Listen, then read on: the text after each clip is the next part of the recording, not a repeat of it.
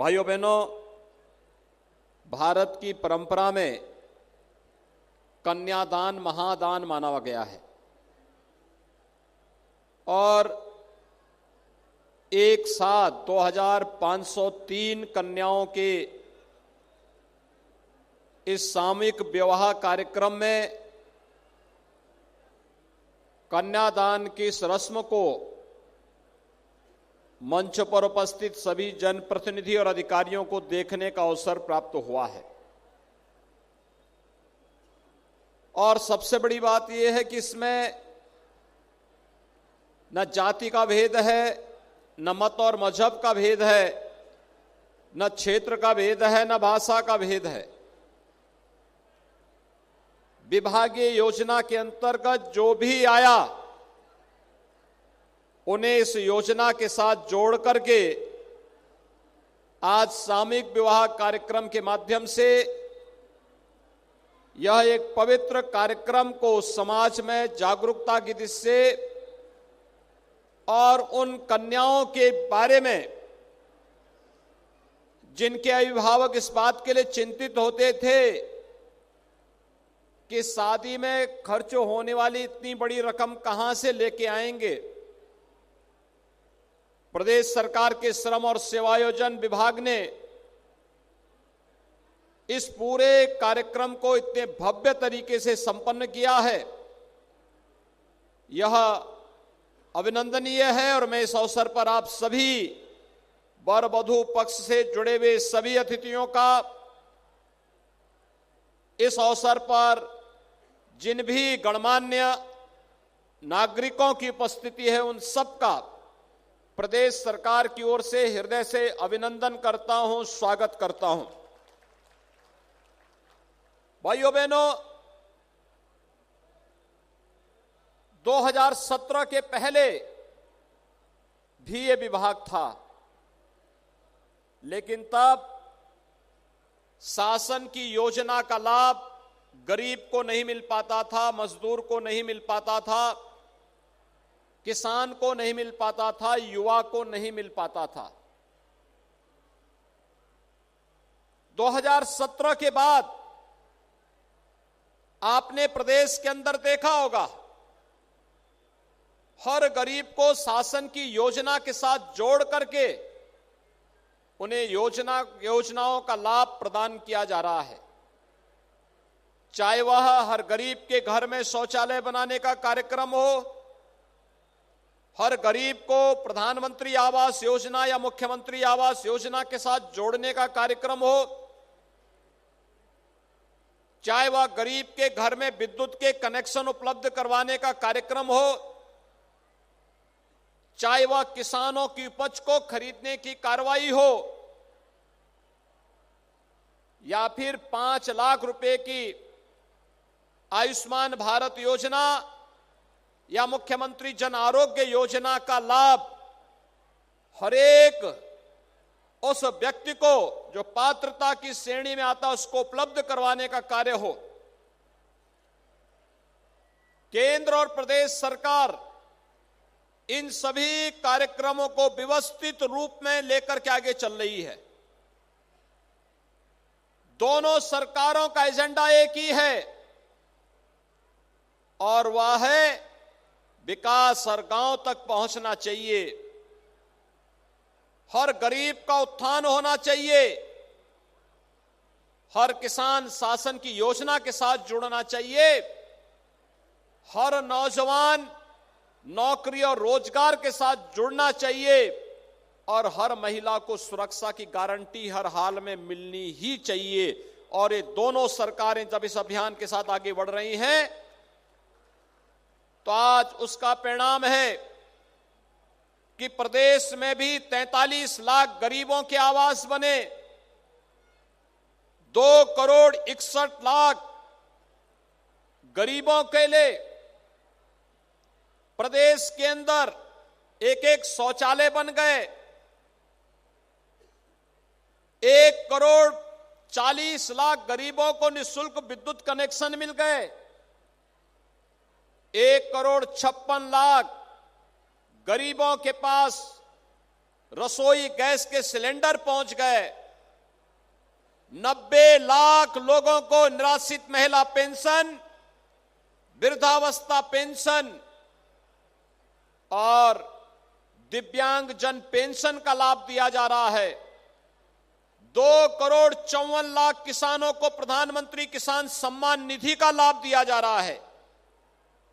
यानी ये तब संभव हुआ जब अपना पराये का भाव समाप्त हुआ और प्रधानमंत्री मोदी जी का वह मंत्र सबका साथ, सबका विकास, सबका विश्वास और सबका प्रयास, ये चारों एक साथ जब मिलते हैं तो परिणाम भी इसी रूप में देखने को मिलते हैं। और आज का ये सामूहिक विवाह कार्यक्रम का आयोजन सबका साथ, सबके विकास, सबके विश्वास और सबके प्रयास का ये प्रतिफल हम सबके सामने देखने को मिल रहा है। मैं इन सभी वर और वधू पक्ष को इस सामूहिक विवाह कार्यक्रम में जुड़ने के लिए हृदय से बधाई देता हूं, अपनी शुभकामनाएं देता हूं। ये एक क्रांति है, एक आंदोलन है, एक अभियान है। जब सामूहिक विवाह कार्यक्रम के माध्यम से कोई कन्या शादी के वैवाहिक बंधन से बनती है तो दो चीजें होती हैं, एक बाल विवाह नहीं हो सकता, दूसरा इस प्रकार के भव्य आयोजन के माध्यम से कोई दहेज भी नहीं ले सकता। यानी दहेज की कुप्रथा पर भी प्रहार है और बाल विवाह जैसे कुप्रथाओं पर भी प्रभावी अंकुश है। लेकिन साथ साथ गांव की बेटी, सबकी बेटी, यह भाव भी हर एक जवान पर देखने को मिलता है। कोई सोचता था प्रदेश सरकार का मंत्री अतिथियों का स्वागत करेगा, कोई सोचता था विधायकगण, सांसदगण, जिला पंचायत के अध्यक्ष, ब्लॉक प्रमुखगण, सीनियर अधिकारीगण और स्वयं मुख्यमंत्री आकर के आपके इस कार्यक्रम में सहभागी बनकर के आपको अपनी बधाई और शुभकामना देगा। भाइयों बहनों, यही लोकतंत्र है और लोकतंत्र की यही ताकत है जिसको लेकर के बाबा साहब डॉक्टर भीमराव अंबेडकर ने इस देश के संविधान के प्रारूप को तैयार करके हर एक व्यक्ति को एक समान अधिकार दिया और उसी समान अधिकार के साथ जोड़ने के लिए आज केंद्र और प्रदेश सरकार कार्य कर रही है। भाइयों बहनों, आपने देखा होगा पूरी दुनिया कोरोना महामारी का सामना कर रही है। दुनिया के तमाम देश अभी भी कोरोना से बुरी तरह त्रस्त हैं और उन पूरी जीवन अस्त व्यस्त सा वहां पर है। भारत के अंदर प्रधानमंत्री मोदी जी के नेतृत्व में भारत ने बहुत अच्छी सफलता प्राप्त की, अच्छा प्रबंधन किया। याद रखिए, जब कोरोना को दृष्टिगत रखते हुए लॉकडाउन जारी हुआ था, उस समय उत्तर प्रदेश सरकार पहली सरकार थी जिसने गरीबों के लिए, मजदूरों के लिए, श्रमिकों के लिए भरण पोषण भत्ता जारी किया था और फ्री में राशन की व्यवस्था जारी की थी। भरण पोषण भत्ता 54 लाख श्रमिकों को उत्तर प्रदेश सरकार ने कोरोना कालखंड में प्रदान किया था और हम सब आभारी हैं प्रधानमंत्री मोदी जी के। कोरोना महामारी का सामना करने के लिए दुनिया में ज्यादा संपन्न देश होंगे, लेकिन फ्री में टेस्ट, फ्री में उपचार, फ्री में अन्न योजना का लाभ और फ्री में वैक्सीन, यह भी केवल और केवल भारत के अंदर प्राप्त हो रहा है। वैक्सीन, कितने लोगों ने वैक्सीन लगाया है? हाथ खड़ा करो थोड़ा। वैक्सीन लगाने वाले सभी लोग। टीका कितने लोगों ने लगाया है? दोनों हाथ उठाकर थोड़ा खड़ा करो। आप सबने लगाया है, जो लोग बचे हैं वे कोरोना का वैक्सीन जरूर लगा लें, फ्री में वैक्सीन है, सबको वैक्सीन, फ्री में वैक्सीन, ये प्रधानमंत्री मोदी जी ने दिया है। और भारत अब 125 करोड़ लोगों को अब तक वैक्सीन देने में सफल हुआ है और उत्तर प्रदेश आज 16 करोड़ लोगों को वैक्सीन दे चुका है। यानी यह टीका हम अब तक 16 करोड़ लोगों को उत्तर प्रदेश में दे चुके हैं। यह एक निरंतर किया जाने वाला प्रयास है। अन्न योजना भी हर गरीब को वह दीपावली से होली तक भी बढ़ा दिया गया। हर महीने 2-2 बार फ्री में राशन मिलेगा। अंत्योदय कार्ड धारक को 35 किलो खाद्यान्न, 1 किलो खाद्य तेल, 1 किलो दाल, 1 किलो चीनी और 1 किलो नमक भी मिलेगा। और पात्र गृहस्थी कार्ड धारक को हर यूनिट पे 5 किलो खाद्यान्न, 1 किलो दाल, 1 किलो तेल, 1 किलो नमक प्रदेश सरकार उन्हें उपलब्ध करवाने का कार्य करेगी। और इस कार्यक्रम को लेकर के युद्ध स्तर पर तैयारी चल रही है।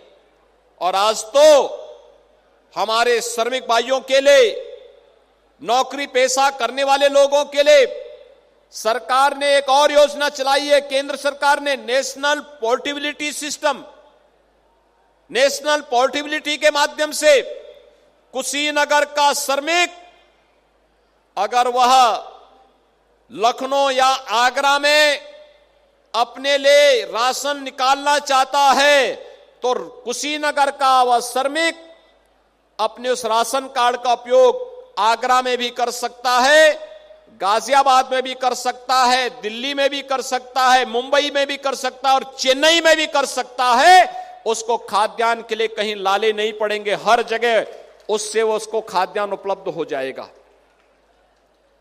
ये सभी इसलिए क्योंकि हमें मालूम है हमारा यह श्रमिक ही राष्ट्र का निर्माता है। इसके श्रम में, इसके परिश्रम में, इसके पुरुषार्थ में राष्ट्र की नींव है। ये जितना मजबूत होगा देश उतना ही मजबूत होगा। और देश को मजबूती प्रदान करने के लिए आज ये तमाम प्रकार की योजनाएं चल रही हैं। हम लोगों ने तय किया है हर श्रमिक को, प्रवासी हो या निवासी हो, उसे 2 लाख रुपए की सामाजिक सुरक्षा की गारंटी देंगे। हर श्रमिक को 5 लाख रुपए की प्रतिवर्ष स्वास्थ्य बीमा का कवर देंगे। और यही नहीं, श्रमिक जैसे स्वामी प्रसाद जी कह रहे थे, आज वह यहां पर है, कल दूसरी जगह चला जाता है। बच्चे भी इसी प्रकार से घूमते रह जाते हैं, पढ़ाई नहीं कर पाते, योजनाओं का लाभ नहीं ले पाते। और इसलिए सरकार ने तय किया है हम श्रमिकों के बच्चों के लिए आवासीय विद्यालय बनाएंगे, अत्याधुनिक सुविधाओं से युक्त आवासीय विद्यालय। और इन आवासीय विद्यालयों में इन श्रमिकों के बच्चों को उच्च शिक्षा प्रदान करेंगे और उन्हें भी देश के महत्वपूर्ण पदों पर जाने का भरपूर अवसर उपलब्ध करवाने का कार्य किया जाएगा। आज का ये कार्यक्रम बहुत अभिनंदनीय है। मैं स्वामी प्रसाद मौर्य जी को इस प्रकार के भव्य और दिव्य आयोजन के माध्यम से गरीब कन्याओं की शादी ब्याह के इस पवित्र कार्यक्रम के साथ जुड़ने के लिए हृदय से बधाई देता हूं। उनकी पूरी टीम को मैं हृदय से बधाई देता हूं। और यहां पर आज 2503 वर और वधू के सामूहिक शादी ब्याह के वैवाहिक बंधन के इस कार्यक्रम के अवसर पर आप सबके प्रति अपनी शुभकामनाएं देता हूं, कोटि कोटि बधाई भी देता हूं। अभी 3 दिन पहले हम लोग अयोध्या में थे। अयोध्या में 3915 जोड़े शादी के वहां संपन्न हुए थे। कोई भेद नहीं, जिसने रजिस्ट्रेशन करा दिया उसको सुविधा उपलब्ध करवाने की कार्रवाई प्रशासन ने की है। और इससे बड़ा सौभाग्य क्या हो सकता है? कन्या की शादी हो, मंत्री, विधायक, सांसद, सभी चेयरमैन ब्लॉक प्रमुख, प्रशासन, मुख्यमंत्री, ये सभी आपके साथ में यहां पर खड़े हों, इससे बड़ा भव्य आयोजन दूसरा नहीं हो सकता। आज के इस अवसर पर एक बार फिर से मैं आप सबको हृदय से बधाई देता हूं, अपनी शुभकामनाएं देता हूं। कुशीनगर के लिए एक उपलब्धि है, क्योंकि शादी ब्याह कुशीनगर, गोरखपुर, महाराजगंज, देवरिया, इन चारों जनपदों से वर और वधू पक्ष है। लेकिन कुशीनगर के लिए इसलिए अभी कुछ दिन पहले कुशीनगर में प्रधानमंत्री मोदी जी आए थे और मोदी जी ने यहां के इंटरनेशनल एयरपोर्ट का उद्घाटन किया था। इंटरनेशनल एयरपोर्ट में वायु सेवा भी प्रारंभ हो चुकी है।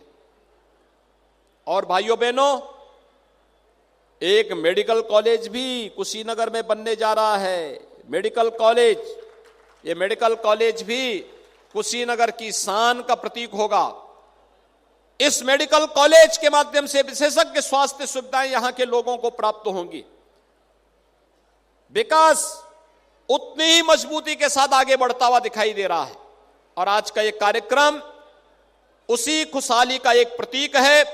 मैं आज के इस अवसर पर मैंने देखा, बहुत अच्छा लगा मुझे कि हर वर और वधू इस सामूहिक विवाह के कार्यक्रम में आने के पहले के साथ ही वह मास्क लगा करके चला है। वास्तव में कोरोना फिर से दुनिया के तमाम देशों में कहर ढा रहा है, बहुत तेजी के साथ फैला है। हमें सावधानी बरतनी पड़ेगी, सतर्कता बरतनी पड़ेगी। 2 गज की दूरी और मास्क है जरूरी का पालन तो करें ही, लेकिन साथ साथ जिन्होंने वैक्सीन नहीं लिया है, अगर आपके अगल बगल आसपास परिचित मित्र शुभचिंतक कोई भी है, उसको जरूर बताइएगा कि फ्री में वैक्सीन है, ये वैक्सीन जरूर ले लेंगे। कोरोना से बचाव का एक महत्वपूर्ण साधन होगा। आज के इस अवसर पर एक बार फिर से मैं आप सबको हृदय से बधाई देता हूं, अपनी शुभकामनाएं देता हूं, अपनी वाणी को देता हूं विराम। जय जय श्री राम।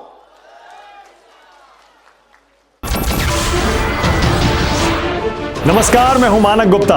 अगर आपको हमारा ये वीडियो पसंद आया हो तो इसे लाइक और शेयर जरूर करें और हां, हमें सब्सक्राइब और फॉलो करना ना भूलें ताकि आप देश और दुनिया की कोई खबर मिस ना करें। तो जुड़े रहिए हमारे साथ और देखते रहिए न्यूज़ 24।